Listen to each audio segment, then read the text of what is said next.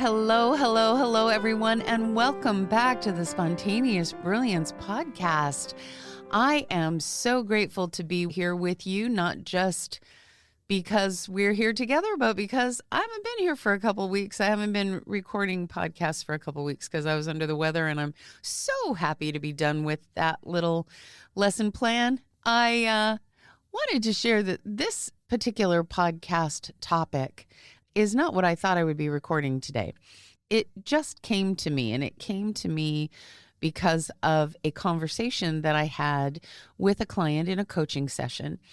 The client was very frustrated with themselves, and this is a client that is extremely spiritual and loving and habitually just a joy-based person.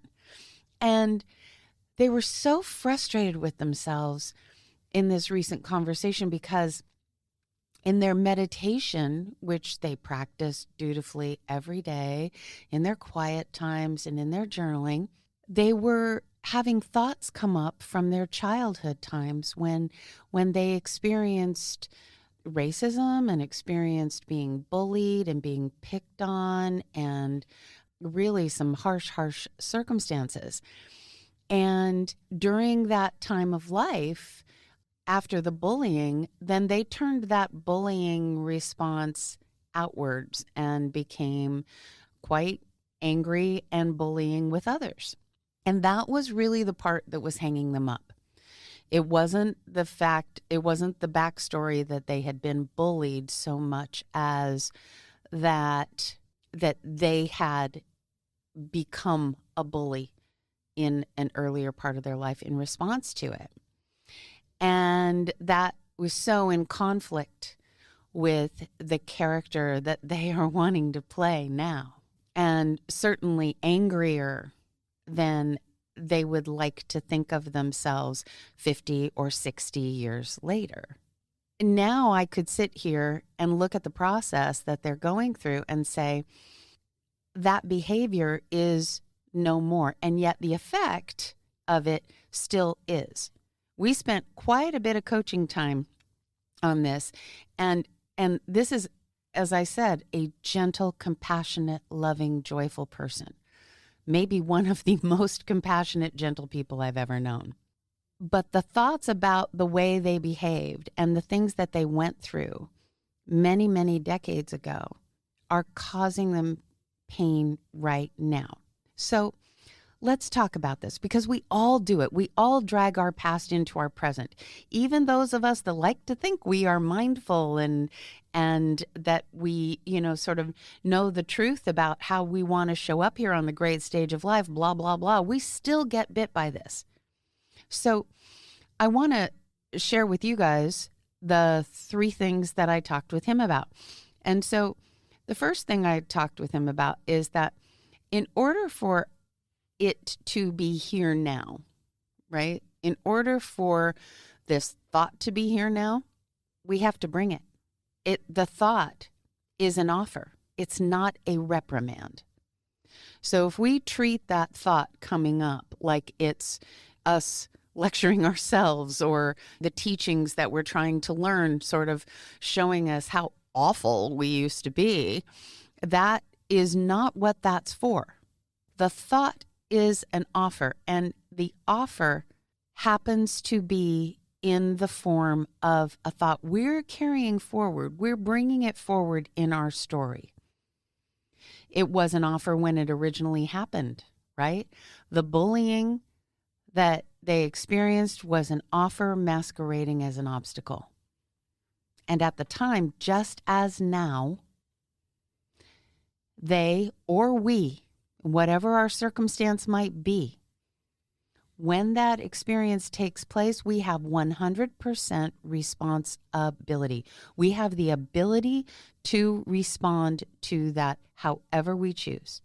And the fact that he chose to turn it to bullying others, that's an offer he made into his own life and the lives of those that he bullied. And again, 100% responsibility. In other words, that was his choice to respond that way. But let's remind ourselves that 100% responsibility means nothing about fault or blame.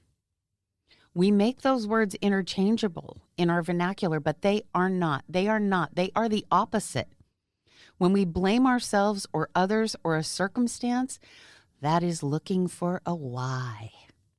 That's not owning it, right? If we blame those who bully us or do us wrong in any way, that's us looking for a why, for a justification for why we feel bad, why we are responding badly, why we are going to be angry, why we are going to hate, why we are going to mistrust, why we are going to be in fear. But please always remember and never forget, why is just the egoic self, the protective personality, looking for justification. When we go looking for a why we did it, why they did it, why we feel this way, all we are going to find is whatever story we choose to tell. I'm going to say that again. When you go looking for why, all you're going to find is whatever story you choose to tell. Blame and fault are judgments. Judgments become presets, and they evolve into limiting beliefs. They become the self-blocking of our own story that we're writing. So remember, we're not talking about the initial inciting incident at this point. As playwrights, we like to talk about the inciting incident that kicks the action into play in that story, right? We're not talking about the inciting incident. We're not talking about the bullying or the whatever happened in our lives. We're talking about the ideas coming back into our head about how awful we were or how awful they were or how awful it was or how awful our response was. And we bring blame and shame and, one of my least favorite words, regret, into the present moment of our story. But it is just a thought. Regret means we have not taken 100% response-ability for whatever happened and our memory of it. Regret means we are choosing to live in why. We are choosing to live in judgment of ourselves or others or an event. We not only have 100% responsibility for the original circumstance that is, by the way, long gone at this point. I mean, my conversation with my client was about incidents more than 60 years ago. And so we're not only talking about having response-ability for the original circumstance, but we have 100% responsibility for the thoughts of regret. They can't be here unless we bring them here. We have to bring them with us. We have to carry them along. We are creating those negative thoughts. And as any good actor knows, you can't play a negative. You can't enter a scene telling yourself not to do something. So, 2, you can't get rid of shame, blame, or regret by telling yourself not to feel it. If you want an actor on stage to stop fidgeting with their hands, you can't tell them to stop fidgeting. That'll just lock them down. All they'll think about is what are they doing with their hands right now, right? You have to give them something to do with their hands, to replace it. Just as with thoughts, you have to actively replace that thought with another thought. Remember, feeling follows doing. You don't want to feel shame, blame, frustration, fear, regret. So actively replace it with another thought. And not just in the don't think of a pink elephant kind of way. Not just in the, okay, I'm not going to think about that. I'm not going to think about that. I'm going to try and think about this other thing, right? Remember Yoda, there is no try, do or do not, right? So actively take action to find and to replace those thoughts. Like, for instance, come up with a list of gratitude for all that you have learned now that would make it impossible for you to offer that behavior again. Or ho'oponopono for the bulliers that are still plaguing you 50 years after the fact. or ho'oponopono for the person that you responded to in a way that you, quote, regret, end quote, right now. Because there is no reason to live with that regret. It's about transforming that regret into something else. Think of the experience that you have of the obstacles as a school book from a particular class, right? We're in Earth School, okay? So you carry that experience, that book, around with you until you learn the lessons that you intended to learn from it. You being your soulful self, put you in that experience intending to learn something. You carry that book around while you're learning the lesson. But if you do that with every lesson, pretty soon you're going to have a backpack that's untenable. Like I remember my youngest daughter, like her backpack was impossible every day especially when she was in high school. Man, she would bring all her books home and then take all her books back. I was like, why? Sometimes not even opening the backpack, but just it went all the way home and all the way back. Like it was somehow going to carry the knowledge with her. But you're going to be super weighed down if you are carrying every book and every lesson plan. The point is, it's always about carrying those books around until we learn the lesson and then putting them down. And don't tear any pages out and carry them with you. Don't fill your metaphorical pockets with pages from old books. You won't have any room for the shiny gems that you could find along the road, right? If you're taking little pieces of these books with you on this journey and you refuse to set them down when the lesson is past, then either A, you never learned the lesson, so some part of you knew to hang on to that, or B, you learned the lesson, but you're attached to the outcome. You're attached to the feeling of, ooh, I did good, or ooh, I did bad. Then all the lessons were not learned. So if we still got some pages in the pockets, clear out your metaphorical pockets and let's clean them out and make some room. And if you can look at those little books or metaphorical torn out pages in your pockets and there's still something on them that's bugging you, that's why they're there.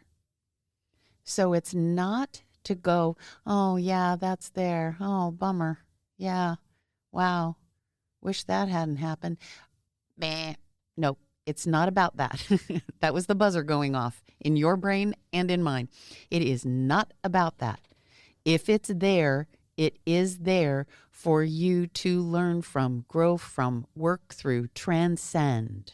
And please always remember and never forget that memory is just a thought. Thought has as much power as we give it. It doesn't exist except in our imaginings. So if you don't carry it with you, you don't suffer from it. You don't carry the fear, the shame, the blame, etc. All right. So the second thing that I talked with my client about is remember that in order for us to have that initial experience, that initial awful experience of the bullying or whatever happened, and here comes the hard part. In order for us to have that, it has to be there for us because nothing happens to us. Everything happens for us. Remember, we have to embrace the obstacles. That's where our greatest growth comes from. I've spoken on this podcast before and speak all the time, actually, about the idea that we are experiencing those obstacles in order to experience transcending them. And sometimes we're good at transcending them. And sometimes what we offer back kind of sucks, or we block, or whatever. So maybe we don't experience transcending them as quickly as we would like to, but that is what we came here to do. To get it transcended, not to try and then blow it and give up. When we blow it, even if we blow it big and revert to behaviors that are not in alignment with who we are, even if we blew it for decades, the point would still be to transcend it now, because from this moment forward, none of us that are experiencing this podcast are experiencing this thought process or have ever heard these kinds of ideas before. We can't claim ignorance. We know the point is to learn the lesson now. If it's bugging us, it's teaching us. Okay? And just as the bullies were an original obstacle to just going along through life, they helped shape who we are. I was bullied too. And I still learn from my reaction to those bullies 50 or 55 years after the fact. So maybe the reason we still carry those things around years later is so that we could be right here, learning right now to put them down. Okay? Stop carrying them. Stop carrying them. It helped shape who you are. And if there is still pain from that right now, then deal with that. And you deal with that actively, as we talked about a few minutes ago. You deal with it actively by replacing it with a different perspective, taking active action toward where you want your response to be. So create your gratitude list, or really look at who you are now that you would not be had you not experienced that, right? Did it make you a more compassionate person? Did it help you have understanding of different things? Did it energize you? Did the anger transform into energy to help you help other people not go through that or fight against it? Those are things that can be positive responses. And there is the possibility that we're carrying those pages around because we never did actually learn the lesson. Check in with your inner teacher. In the same journal where you might make a gratitude list, or the same yellow pad, or whatever you do, put that in front of you. Close your eyes, check in with your inner teacher, with the you that is aware, the player self, your soul. Check in for the lesson. Don't just do this in your head. Actually take a moment to write it down. Get quiet. What do I still have to learn? And then go about the learning and the transcending and the setting down so that you can move on now, lighter and more grace-filled than before, seeking out the gems along the journey, because there's lots more to do. We're not just going to, Niagara Falls and seeing that and then going, okay, I made a trip. I was 7 when I made the trip, but that was a trip. So I guess that's all I have to do. So now I can go back home and sit on the couch and eat Cheetos. Boy, the Cheetos people are going to come and get me someday, because I always use them as an example of doing a no-no. But no offense to Cheetos, but you get my point. Okay. So remember that embracing the obstacle does not mean hugging it to you and making it part of you for the rest of your time here on the great stage of life. It means embrace the lessons that they're there to teach you. Embrace the strength that they are there to develop in you, and the growth that they are there to inspire in you. Treat those obstacles, those human beings that show up as really big obstacles, treat them as your sacred friend. Treat the situations that show up as your training grounds where you're going to gain your superpowers, and treat them as an offer. They are an offer. They are an offer to you, from you to you. Okay? Now, the third thing that came up when I was in this coaching session with my client came out of me noticing and realizing that this client had a tendency to refer to that part of their life quite often, the bullying part and the having then been angry later in life and living differently than they live now for an extended period of time. And there's a fair amount of regularity where that became a part of their story. And even though right now they're noticing it because it's creeping into their meditation, and coming forward in the meditation, which to me just means, if it's creeping into the quiet mind, it just means red flashing light, learn now, learn now, learn now. But it was part of the story that they were constantly telling about who they were, that transcendent story. And on some level, it gave an importance to it. And so I said, when you hear the Dalai Lama speak, you don't hear the Dalai Lama go back and get the story of being run out of his country and all of the abuses and all of the heinous things that happened to him and all of the hatred and issues that lots of people have for him in his own home country. You don't hear him start his story there and show you the progress every time. He just teaches from where he is now. He actually teaches from where the person that he's teaching is now. But he's teaching from where he is now. He's teaching in this moment. And just like every time you are listening to Eckhart Tolle, he doesn't go back to the time when he was kind of homeless laying on a park bench before he wrote The Power of Now, right? But I was saying to him about the Dalai Lama, okay, the Dalai Lama doesn't go back and get that story every time. And his response was, I'm not the Dalai Lama. And my response to that was, but you are equal to the Dalai Lama, exactly like and equal to the Dalai Lama in every way that is important. He looked at me like I had six heads. He actually almost flinched. The Dalai Lama was, in his mind at that moment, somehow more capable of embracing the obstacles or more capable of letting go of the story than him inherently. And I'm not saying somebody who has learned that on the planet, which certainly the Dalai Lama is. But he was thinking that the Dalai Lama was born better at being a human than him. That what was born into the Dalai Lama was better than what was born into him.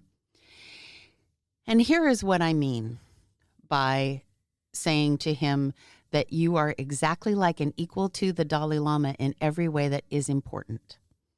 I'm saying it to you too, whoever's listening to this right now, and to me, and to every single soul having a human experience on this planet right now. There is no soul that is greater than another soul. End of story. We are all a ray of pure source energy. We are all a piece, a section, an expression of the same infinite divine source energy. That which is all that is, and we are all an equal part of it. Every soul is a soul. End of story. And there are not good souls and not good souls. There are not souls that have more soulness than other souls. We are all a soul incarnate. We have a soul, a purpose, and we are incarnating, and we chose to incarnate in the circumstances that we chose to incarnate in for different reasons. And those are the things that are different. The Dalai Lama came here to experience being the Dalai Lama. That's not our get. That's not our thing. That is not what we came here to experience. Whoever we are, whatever this character is that we are playing, this is our character. This is our responsibility. This is what we need to play to the best of our ability. But the actors all came from the same acting school. The actor, the player, the soul came from the same place. We all have exactly the same origin story on a soul level. Here's the crux of the matter. The soul that incarnated as the Dalai Lama is not an any more favored piece of source than you or anyone else right now. We are all identical. We are exactly the same. We are a spark of divinity. We are a divine creation. We are not lesser than any other spark of divine creation. Some are more aware of that divine connection. They're more in sync with their soulful self. There's a whole chapter in Spontaneous Brilliance called Uniting Our Two Selves, right? The egoic self and the soulful self.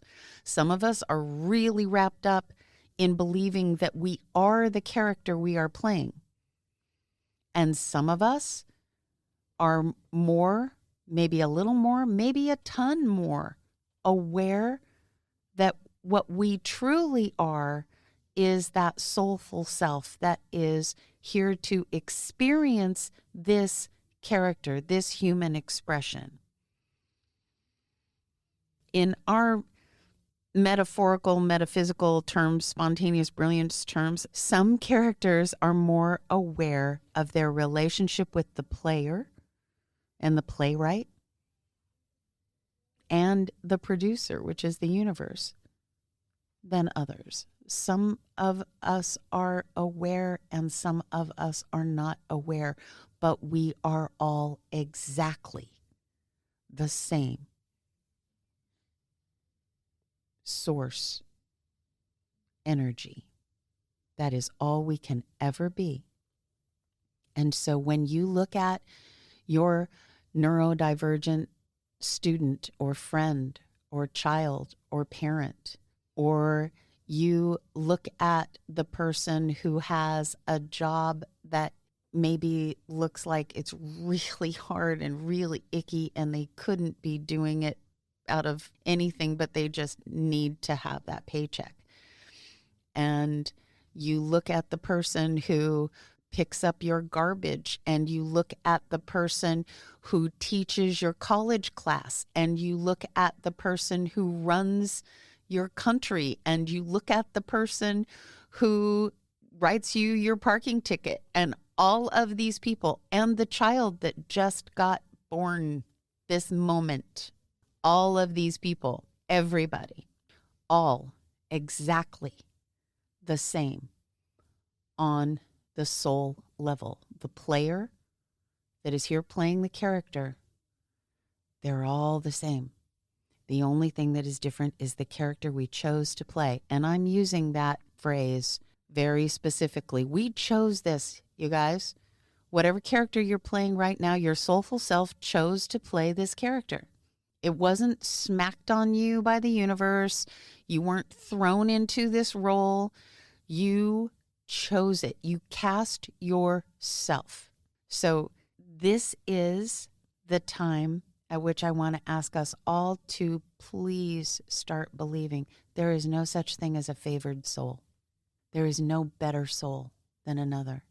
And so if you have been working through the spontaneous brilliance prospect of seeing everyone as a unique creative genius, now I'm going to ask you to ratchet that up a little bit and see everyone as a slice of divine source energy.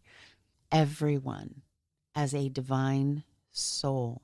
Whatever we are here as is what we chose to be here as. And if we can wrap our head around that and really know that what we are doing here is what we chose to do, what we are experiencing here is what we set out to experience.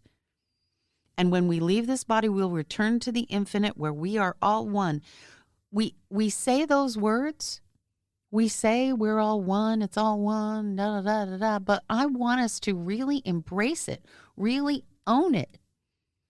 You are a divine spark. You are pure source energy. We say those words, and yet we still hold on to the hierarchy that is a societal construct, that one expression is more valuable than another. No soul is more valuable than another. It's convenient to think that somebody's more valuable than another because it lets us be lazy and sit on the couch eating Cheetos. Sorry, Cheetos. Rather than take responsibility for what we actually came here intending to experience. I guarantee you it was not to sit on the couch and eat Cheetos. At least not your entire life. Maybe, 15 minutes at a time. Okay. It's convenient to think that somebody might be lesser than. That's what allows there to be bullies. If we actively can view others as less or different, or it allows us to carry around regret because we think that we deserve to think of ourselves as flawed or broken rather than as souls in a human experience that are learning and growing and response able for doing better in each moment. We are playing a character here on the great stage of life that we came here to play.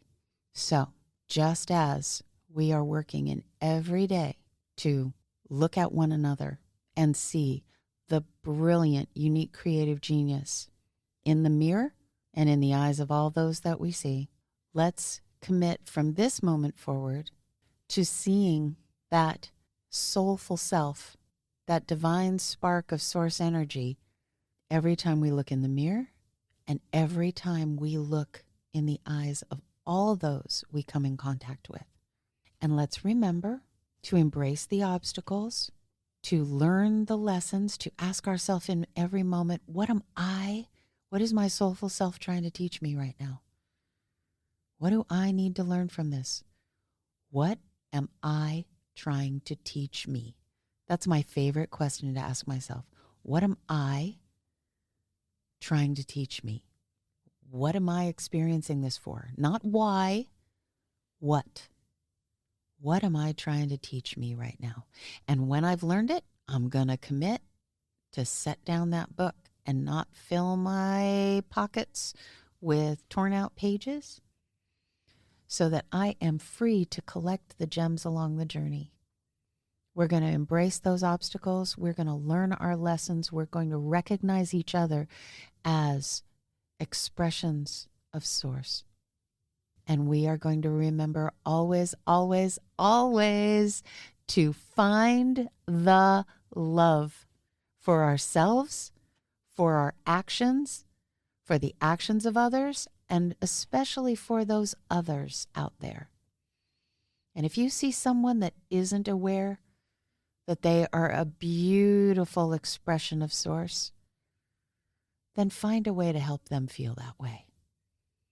If we all went through every day trying to help one another really feel valued as a pure expression of source that is no less valuable than every other expression of source, I guarantee you, folks, we would have very few issues, right?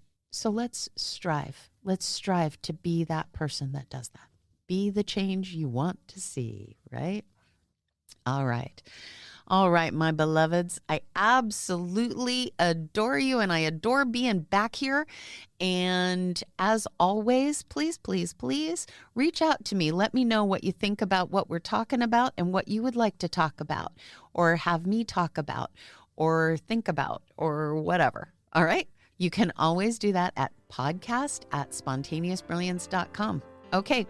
All right. Have a beautiful, glorious, blessing-filled week, and I will talk to you soon. The Spontaneous Brilliance Podcast is brought to you by Miracle Communications Group. Our producer is Michelle Oneida. Sound engineer is Corey Michaels at Corey Michaels Productions. Music is composed by Rex Miller.